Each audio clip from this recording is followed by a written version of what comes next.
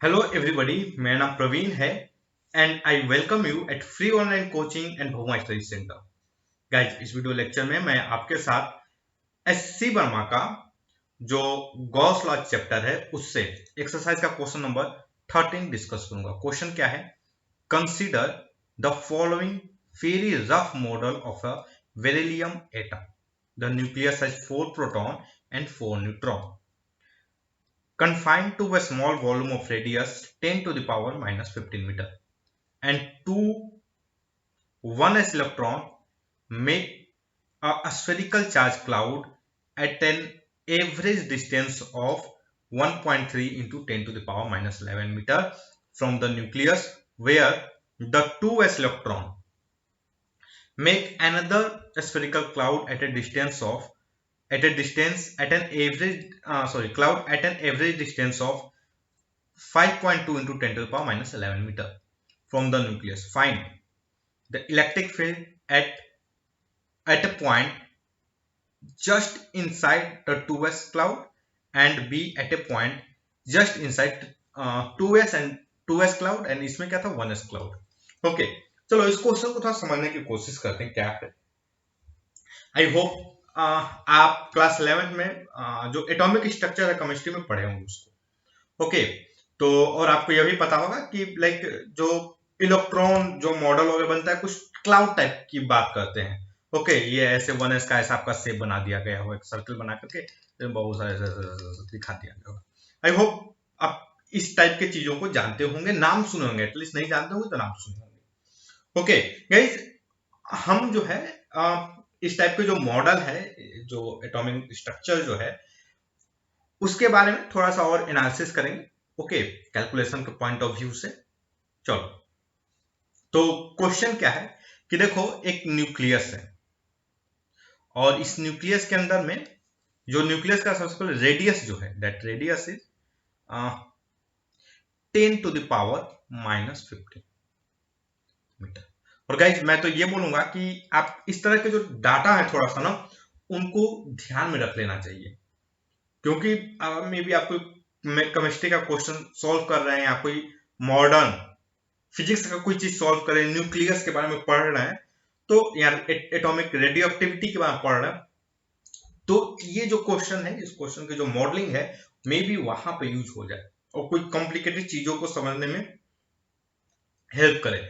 तो जैसे रेडियस का जो साइज है, ठीक ना, ये जो जो इलेक्ट्रॉन का जो शेप है बेसिकली कि वो क्लाउड में रहते हैं।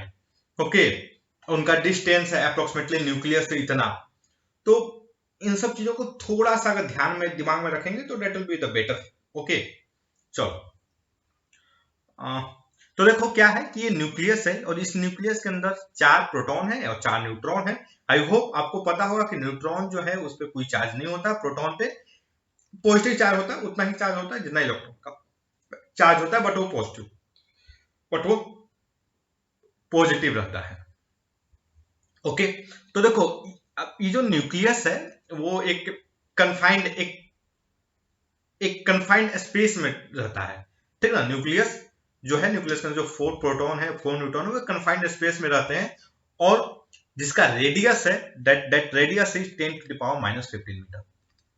ओके, दिस रेडियस, ये रेडियस है 10 to the power minus 15 metre और इसके अंदर जो प्रोटॉन जो चार्ज है ये यूनिफॉर्मली डिस्ट्रीब्यूटेड है। ओके, जैसे 4 इलेक्ट्रॉन हम नहीं कह सकते कि एक यहाँ पर है, एक यहाँ पर है, एक यहाँ पर है, एक यहाँ पर, दैट इज यूनिफॉर्मली डिस्ट्रीब्यूटेड। जो होल अंदर का जो भी चार्ज है ये चार्ज कंप्लीट यूनिफॉर्मली डिस्ट्रीब्यूटेड है 4 प्रोटॉन के कारण जो चार्ज होगा। ओके, अब क्या बोला गया है कि यहां से इसके जो सेंटर से कितने डिस्टेंस पे 1.3 into 10 to the power minus 11। तो मान लो कहीं यहां पर इस डिस्टेंस पे आपका 1s इलेक्ट्रॉन का क्लाउड है, तो मतलब समथिंग लाइक दिस, कहीं यहां पर ऐसा होगा। ओके, मैं इसको D1 बोल देता हूं। तो यहां से यहां पर इलेक्ट्रॉन का क्या है, क्लाउड है, तो हमें बताना है कि जस्ट इसके अंदर कितना इलेक्ट्रिक फील्ड होगा। ओके, जस्ट इसके अंदर कितना इलेक्ट्रिक फील्ड होगा।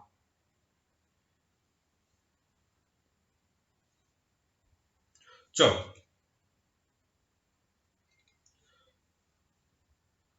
तो गाइज एक्चुअली इसमें थोड़ा सा इस क्वेश्चन को क्लियरिफाई किए रहते तो शायद बेटर रहता। इस क्वेश्चन में आप ध्यान से देखोगे तो आपके दिमाग में आ जाए भाई किसके कारण इलेक्ट्रिक फील्ड फाइंड करें।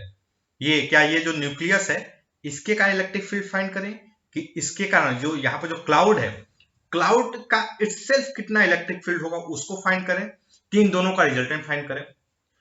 वर्मा जी ने कुछ इस क्वेश्चन को पढ़ोगे तो कोई क्लियरिफिकेशन नहीं दिया हुआ है। ओके, क्योंकि आप देखो यहाँ पर भी चार्ज है, इसका भी चार्ज है, ये क्लाउड का भी कोई चार्ज होगा। क्लाउड में 2 इलेक्ट्रॉन है, 1s के 2 इलेक्ट्रॉन है ना भैया, तो उन 2 इलेक्ट्रॉन का चार्ज होगा उसमें। तो ये जो क्लाउड है इस क्लाउड में भी 2 इलेक्ट्रॉन का चार्ज होगा, तो इनके कारण भी यहां पे इलेक्ट्रिक फील्ड होगा। ओके, तो हम किसके कारण फाइंड करें नेट इलेक्ट्रिक फील्ड, किसके कारण फाइंड करें। और ना ही ये जो क्लाउड है ये क्लाउड का रेडियस क्या है, साइज क्या है, वो अभी नहीं दिया हुआ है।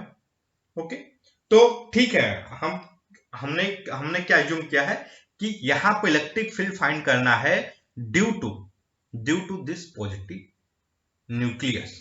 Okay, but what is the what जो नेट क्वेश्चन होना चाहिए, what should be the electric field due to, what should be the electric field due to this positive charge nucleus. यहां पे इलेक्ट्रिक फील्ड क्या होगा ड्यू टू ये positive charge nucleus के कारण। ओके, तो चलो इसको सॉल्व करते हैं। तो सी गाइस, ये एक पॉजिटिव चार्ज न्यूक्लियस है, तो मैं यहां पर एक स्फेरिकल सरफेस बना देता हूं। ओके, और मैं इस बेसिस पे बनाया हूं क्योंकि हमने इतने सारे क्वेश्चन सॉल्व कर दिए हैं, हमें एक्सपीरियंस है भैया, हमें गॉस लॉ का यूज करना है, हमें पता है कि स्फेरिकल सिमेट्री क्या होती है, we are going to use that symmetry also. Okay, तो देखो ये सेंटर पे एक चार्ज है, ये स्फेरिकल एक सरफेस है, ठीक ना, स्फेरिकली क्लोज सरफेस है, और जिसका सेंटर क्या है, ये जो न्यूक्लियस का सेंटर से ये जो स्फेरिकल क्लोज सरफेस है उन दोनों का को जो सरफेस है कॉन्साइड करता है, मतलब this surface and this one is concentric sphere. Okay, I hope आप इससे एग्री करोगे, this two are the concentric sphere. तो देखो यहां पर जो इलेक्ट्रिक फील्ड होगा वो यहां पर भी इलेक्ट्रिक फील्ड होगा, वो इलेक्ट्रिक फील्ड यहां पर भी होगा, यहां पर भी सेम इलेक्ट्रिक फील्ड होगा, यहां पर भी सेम इलेक्ट्रिक फील्ड होगा, यहां पर भी, यहां पर भी, यहां पर भी। गाइस देखो अगर इसमें डाउट है तो मैं तो यही बोलूंगा आप कुछ बुक्स पढ़िए और खुद से खुद को समझाने की कोशिश कीजिए क्यों होगा इलेक्ट्रिक फील्ड। और जो मेरे पास है तो आई यूज 2 टर्म। पहली चीज कि जो चार्ज का डिस्ट्रीब्यूशन है वो सिमेट्रिकल है, फर्स्ट थिंग। दूसरी चीज कि स्फेरिकल सिमेट्री है यहाँ पे। ओके, आप किसी भी पॉइंट से जो सिमेट्रिकल चार्ज है आप किसी भी पॉइंट से डिस्टेंस मेजर करोगे इसके बीच का, that is going to be same, distance same है। तो चलो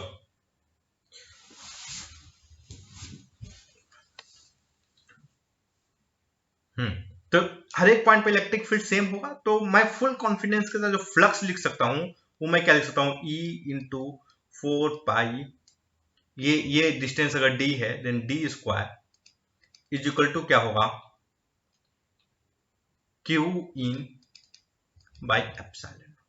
and what is the q in,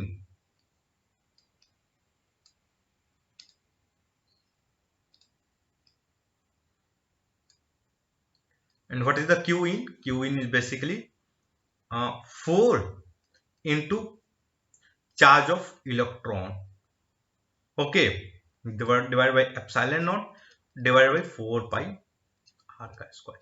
so this is the electric field at this distance. Guys मैं एक का ही सॉल्व करूंगा और आई होप कि आप जो इसके लिए आप खुद से सॉल्व कर लेंगे।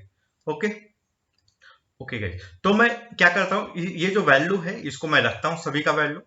सो देखो 4 और एक इलेक्ट्रॉन पे जो चार्ज होता है 1.6, मतलब एक प्रोटॉन पे जो चार्ज होता है वो plus charge of electron. Okay, 1.6 into 10 to the power -19। Okay, और इसको ध्यान से देखोगे तो 4 पाई एप्सिलॉन नॉट है। ओके, तो इसकी जो वैल्यू होती है वो होती है 9 into 10 to the power 9। Okay, और आर जो है आर है 1.3 into 10 to the power minus 11, तो डिवाइडेड बाई 1.3 का square into 10 to the power 22। I hope आप इससे एग्री करोगे। ओके गाइज, अगर हम इसको सॉल्व करें व्हाट वी विल गेट, देखो ये जो वैल्यू है इसको मैंने कैलकुलेटर से कैलकुलेट किया है, दैट इज 34.08 इंटू, ये ध्यान से देखोगे तो this will become -10, okay, -10 plus 22, that will be 10 to the power 12, मतलब 3.408 into 10 to the power 12, this is the 10 to the power 13। Okay, तो ये इलेक्ट्रिक फील्ड होगा। ओके गाइज, अगर इसको वर्मा जी ने भी सेम आंसर दिया है। चलो अब 2s के लिए आप खुद से कैलकुलेट कीजिए। आपको बस करना क्या है कि यहाँ पर आर स्क्वायर की जगह आर स्क्वायर की वैल्यू चेंज होगी, that will be 5.2 into 10 to the power minus 11। Okay, आप खुद से करके खुद को एक्सप्लेन कीजिए हर एक पॉइंट को। So that's all guys, I hope कि ये जो वीडियो लेक्चर है ये आपके स्टडी में हेल्पफुल होगा। And guys, if you like my video then don't forget to subscribe my YouTube channel free online coaching and Bhagwan study centre. Thank you for watching, have a nice day.